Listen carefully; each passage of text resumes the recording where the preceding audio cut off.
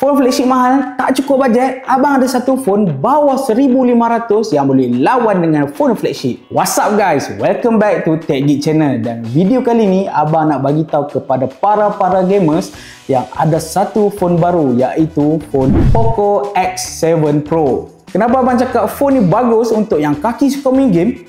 Jom kita tengok. First kali dalam kotak dia, hampa akan dapat dia punya casing, safety information, warranty card, SIM ejector, USB-A to USB-C cable, charger adapter, dan ini dia Poco X7 Pro. Walaupun phone ni dikategorikan sebagai phone mid-range, tapi spek dia dah sama level dengan phone flagship. First, kita akan tengok daripada segi design dia, memang nampak premium. Dan design dia di bahagian tepi yang sama buatkan bila kita pegang tu rasa sedap je. Next, chipset dia.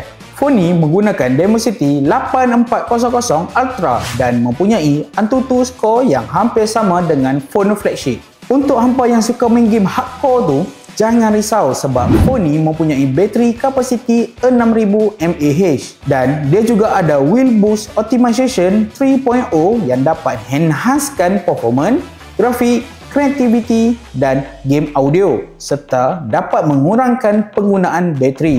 Next, dia juga ada Liquid Cool Technology 4.0.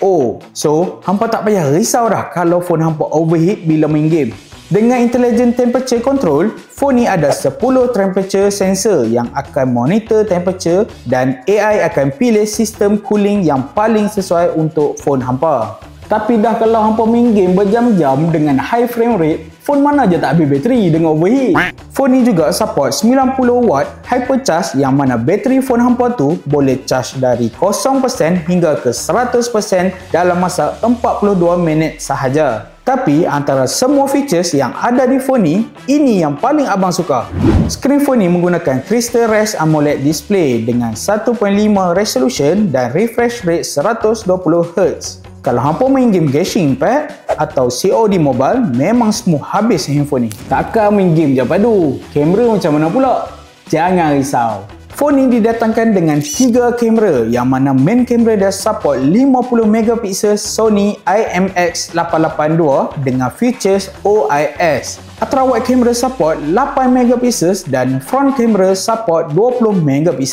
Senang cakap, phone ni kalau hampa ambil gambar tengah malam sekalipun, gambar hampa memang akan clear. Dan dia juga ada macam-macam features AI. Contohnya, AI Interpreter yang mana dia boleh translate in-call conversation. Lepas ni, kalau ada scammer dari luar negara yang call hampa, memang tak kena tipu dah. AI Note boleh tolong hampa untuk buat skrip, checklist ataupun apa-apa sahaja mengikut prompt yang hampa bagi. Contoh, kalau abang nak masak goreng pisang pun, dia boleh tolong. Dan phone ni juga ada AI Super Cinema. Bila mana hampa tengok video dekat YouTube tu, rasa macam tengah tengok wayang. Poco X7 Pro ni menggunakan IP rating 68 dust and water resistant, yang mana level resistant dia dah sama level macam phone flagship. Kalau hampa tengah cari phone yang harga bawah 1,500 yang padu untuk gaming, kamera cantik dan design premium, hampa kena try Poco X7 Pro ni.